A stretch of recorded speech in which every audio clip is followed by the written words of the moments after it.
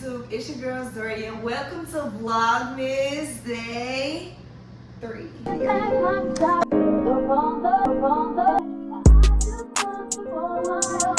What's up, y'all? So today we are going to be doing a spicy, extra spicy TMI. I asked y'all to give me questions. If you don't, follow and add me on all of my social media so you can keep up and stay active with me.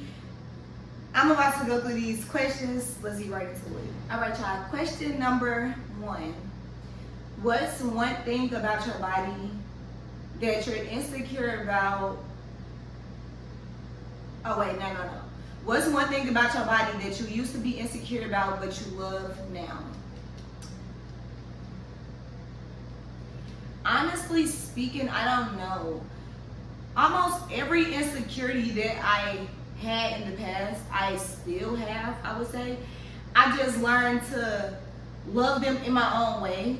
That don't mean that I'm not still insecure about them though. You know what I mean? Like, for instance, my hip dips, I hate those so motherfucking bad. But for the most part, they're there. So I'm just learning to love them. I wouldn't really say there's nothing that I used to be insecure about that I like, that I love now. Love, like, none of that shit. I used to be insecure about my height. I don't know if they count. Like, as a female, especially when I was in like elementary school, I used to be taller than everybody. I was always like the tallest one in the class, or like the second to tallest one in the class. So I would say my height was like my biggest insecurity that I just loved. I mean, that I learned to love, because I mean, it don't bother me no more. But I definitely hated when I used to be in school. Like, all of the boys used to be like, oh my God, you so tall. All of the girls, you so tall. Like, I used to just hate that shit so bad. Question number 2. I guess I did say this was spicy, but do you prefer slow or fast?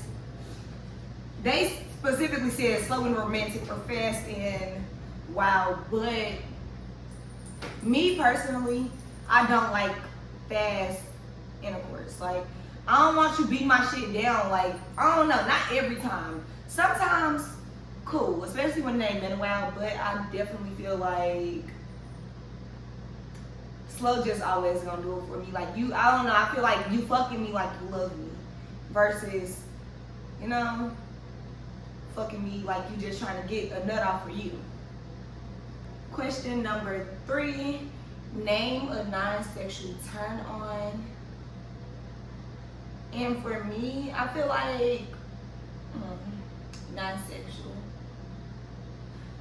maybe body rubs, because I feel like I get turned on when I'm getting like a full blown body rub.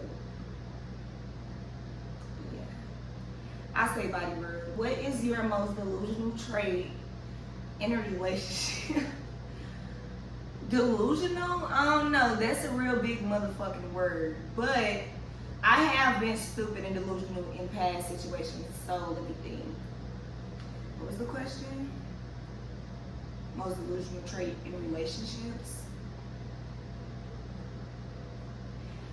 Okay, I got a good one. I feel like one of my delusional traits in a relationship is me. Okay, say I want something, and you know, I want something for the relationship, or I just want something, period. No, for the relationship. We're gonna use that example. Say I want something for the relationship, right? And I say something to you about it, and I feel like we on the same page.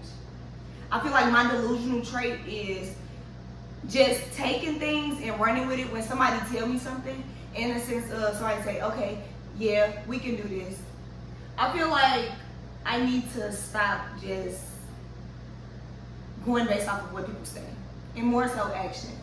So I would say that's one of my delusional traits, because I definitely be acting real motherfucking dingy when it be coming to, you know, I just be feeling like I just want what I want, and me being in a relationship, I'm hoping that since you know that I want it and I want it for us or just for me, that you would, you know, apply that pressure. So I feel like that's one of my delusional traits. Believing in shit that, you know, most people don't occur to apply the pressure to. That was a long ass answer, but yeah. Next question.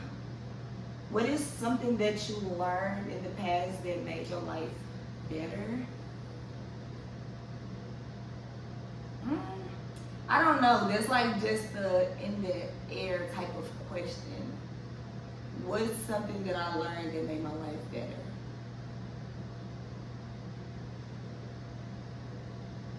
I mean, okay, I say this.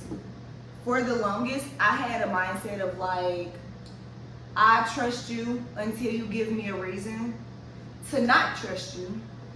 But now, I don't move like that. I move like, I don't trust you until you give me a reason to trust you. And if you understand, then you understand. But yeah, I feel like for the longest, I always gave people the benefit of the doubt. Now I don't really give people the benefit of the doubt. You gotta show me why I should give you the benefit of the doubt or why I should trust you.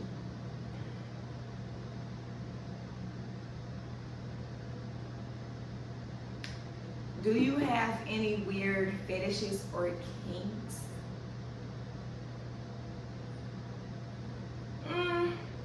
I don't know.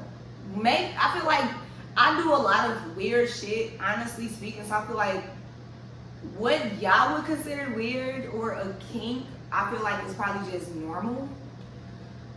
But off the top of my head, I don't feel like, no. I don't feel like I have any weird kinks. For the most part, all of my shit is normal. I don't know. I'm not into that. None of that weird shit. Question number 7. Biggest turn off during sex?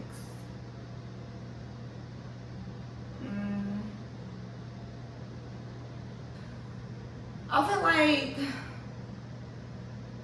it's a lot of basic things that I can say turn me off during sex. But one thing I feel like that turned me off the most during sex is when I feel like you fucking for you and not for me or for us. You know what I mean? Like, you can tell when a dude trying to hunt on you just to get theirs off versus when they trying to please you and trying to actually make you get there. So I feel like that's one of my biggest turn-offs. Like, I don't know, I can't stand a nigga that just think about themselves in the bed. So yeah. What's the craziest place you had sex?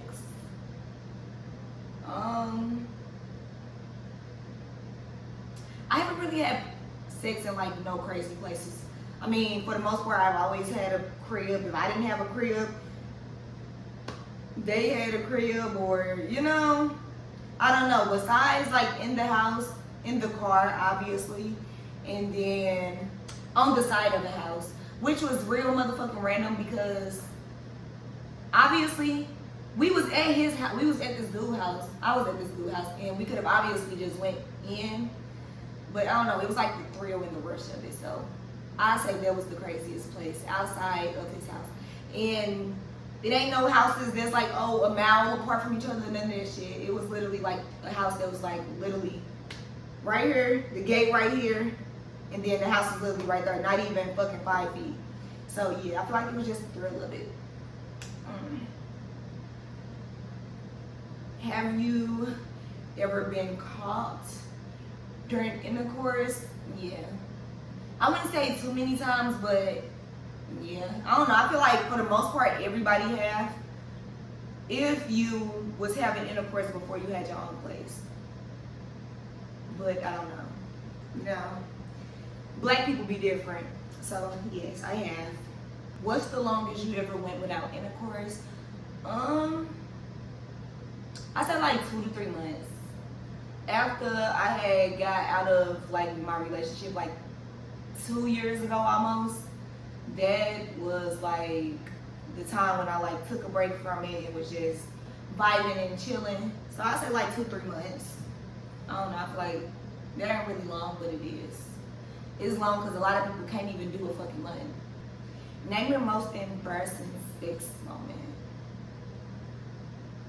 Embarrassing sex moment. I don't know about embarrassing, because for the most part, anybody that I've ever had sex with, I obviously make sure that I was comfortable with them. So anything that'd be considered embarrassing to y'all is probably some shit that I just laughed off.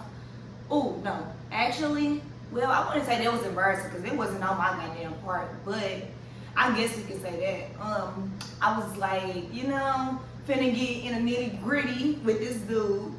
And okay, so backstory first before I get into it.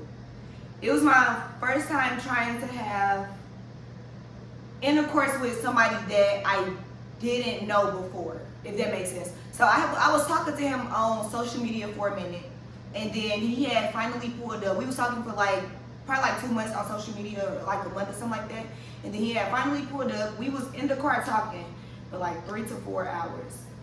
And then we went back to his house and we was just like chilling, and it was just, you know, I don't know. Honestly speaking, y'all, something about them vibes feel different from any other time I done just chilled with somebody or something. Like, the vibes was vibing. So, I don't know what I was trying to be on. I was sitting there trying to be fast. I took it upon myself to attempt to give it up. But when I went to, my girl wasn't doing what she needed to do. And I feel like I just realized it was because I wasn't comfortable. You can't make yourself do something if your body don't want to do it. So I didn't force it. I didn't try to, none of that. I just, you know, this ain't working, and it just is what it is. He was sitting right there, you sure I can do this? No, I'm good. I'm gonna get up and I'm gonna go.